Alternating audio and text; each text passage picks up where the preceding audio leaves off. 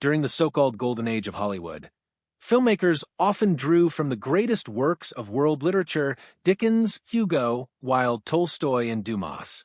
But when these stories passed through the hands of the studio system, censorship boards, and the whims of powerful producers, many emerged on screen transformed beyond recognition. What followed were not just artistic liberties, but outright betrayals that left authors and purists horrified. Let's revisit 12 beloved classics that Hollywood, in all its glamour, utterly butchered. That if this kind of story touches your heart, if you're someone who cares about truth, responsibility, and speaking up for the voiceless, please like this video, subscribe to our channel, and share it with someone who should hear it. Let's get started. 1. The Hunchback of Notre Dame, 1939. Victor Hugo's 1831 masterpiece was a dark, tragic exploration of obsession, injustice, and unrequited love set against the grandeur of medieval Paris. Quasimodo's love for Esmeralda and his brutal death at her side captured the futility of beauty versus monstrosity. Hollywood's version, starring Charles Laughton and Maureen O'Hara, softened this tragedy into a tale of misunderstood nobility and civic redemption.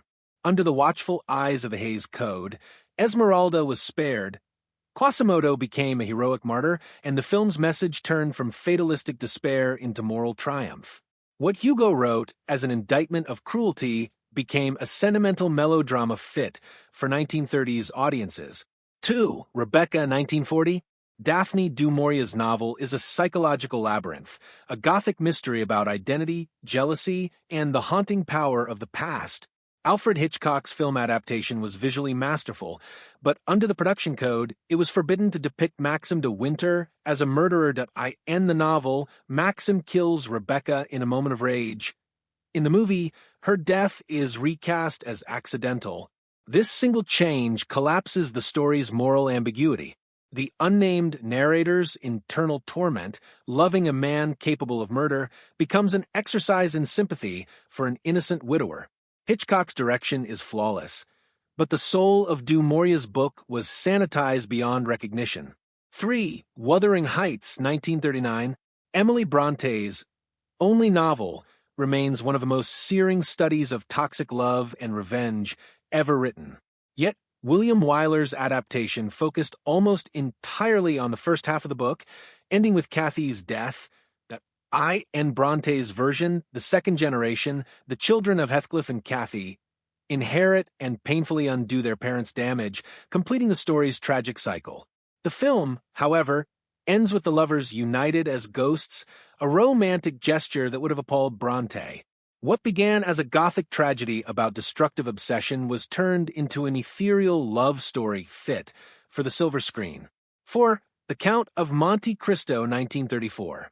Alexander Dumas's sprawling saga of revenge and redemption was distilled into a brisk adventure film by director Roland Villiers. While Robert Donat delivered a charismatic Edmond Dantes, the adaptation stripped away the novel's political intrigue and moral complexity. In Dumas's book, Dantes is consumed by vengeance before discovering forgiveness. The film, however, rewarded revenge without consequence. To 1930s audiences, it was thrilling, swashbuckling escapism. But to anyone who knew Dumas's text, it was a moral and philosophical betrayal. 5. David Copperfield, 1935. Charles Dickens's semi-autobiographical coming-of-age novel spans decades, dozens of characters, and an intricate social tapestry. George Cukor's MGM adaptation was a critical hit, but to fit into 2 hours, it hacked away at entire arcs. Gone were the biting commentaries on class and exploitation. What remained was a charming, sentimental fairy tale. Freddie Bartholomew's performance captured young David's innocence. But the Dickensian grit, the biting satire of the industrial age, was lost. What Dickens crafted as a mirror of hardship and resilience became a polished studio crowd-pleaser. 6. Anna Karenina, 1935. Leo Tolstoy's exploration of passion, hypocrisy, and self-destruction is one of the towering achievements of world literature. But when MGM adapted it for Greta Garbo, the result was elegant yet emotionally muted. Tolstoy's Anna is trapped between spiritual yearning and social condemnation. Her tragedy is philosophical as much as romantic. The film, however, reduced it to a doomed love affair, erasing Levin's parallel story and Tolstoy's moral depth. Even Garbo's famous line, "I want to live," couldn't save it from feeling like a glamorous costume drama divorced from Tolstoy's existential torment. 7. The Picture of Dorian Gray, 1945, Oscar Wilde's 1890 novel, was a decadent study of vanity, sin, and aesthetic corruption. Hollywood, shackled by the Hays Code, could not portray hedonism or homosexuality directly as a result. Dorian's descent into depravity was reduced to a series of vague sins shown through smoky montages and whispered rumors. Gone was Wilde's biting irony and philosophical wit. The movie, starring Hurt Hatfield and Angela Lansbury, looks magnificent in its black and white chiaroscuro, but Wilde's subversive critique of morality and desire was buried beneath moralistic overtones. A novel about the beauty of corruption was turned into a sermon on the dangers of vanity. 8. The Great Gatsby, 1949. F. Scott Fitzgerald's novel is about illusion, the glittering facade of wealth masking emptiness. Yet the 1949 adaptation, starring Alan Ladd, misunderstood Gatsby entirely.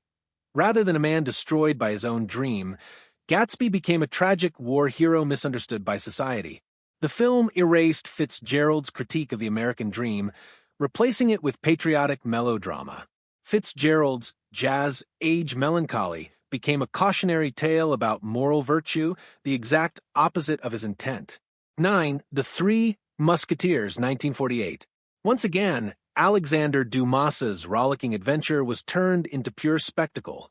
MGM's Technicolor extravaganza starred Gene Kelly as D'Artagnan, whose athletic swordplay dazzled audiences. Yet the adaptation trimmed the novel's political conspiracies and moral dilemmas in favor of comedy and romance. The camaraderie remained, but Dumas's subtle critique of loyalty and corruption vanished. The film was fun, but it treated one of France's richest historical epics as light-hearted matinee entertainment. 10. The Grapes of Wrath, 1940. John Steinbeck's novel is a blistering portrayal of poverty, displacement, and the cruelty of capitalism.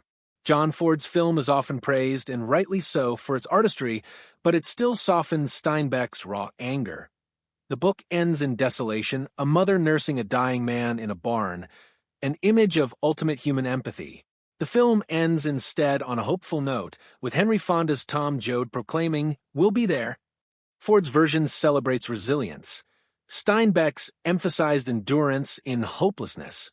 Both are moving, but only one captures the brutal truth Steinbeck meant to expose.